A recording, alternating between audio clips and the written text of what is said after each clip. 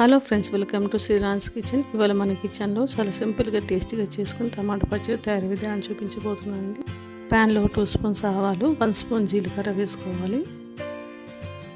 ఆ తర్వాత 1/2 స్పూన్ మెంతులు, 2 స్పూన్స్ ధనియాలు వేసి లో ఫ్లేమ్లో ఎర్రగా ఫ్రై చేసుకోవాలి. ఇలా ఫ్రై చేసుకున్న మసాలా దినుసుల్ని ఒక బౌల్లో వేసుకొని చల్లారనివ్వాలి. ఇప్పుడు 1/2 కేజీ టమాటాలని ఇలా ముక్కలుగా కోసుకొని అదే ప్యాన్లో వేసుకోవాలి. ఆ తర్వాత 1/2 స్పూన్ పసుపు, కొద్దిగా చింతపండు వేసి టమాటా ముక్కలు మెత్తగా అయ్యేంత వరకు లో ఫ్లేమ్లో ఫ్రై చేసుకోవాలి.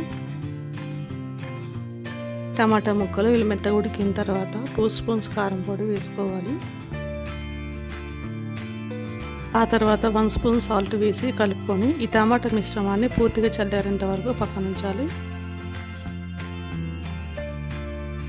ఇప్పుడు మిక్సర్ జార్లో ముందుగా వేయించుకున్న మసాలా దినుసులు వేసి మెత్తని పౌడర్ చేసుకోవాలి.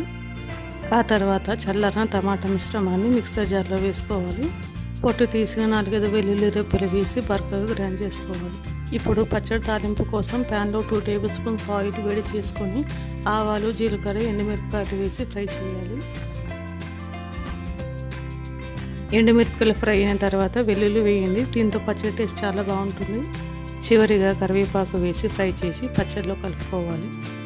అంతేనండి, టేస్టీ అయిన టమాటా పచ్చడి రెడీ. ఈ పచ్చడి వేడి అన్నంలో వేసుకొని తింటే టేస్ట్ చాలా బాగుంటుంది.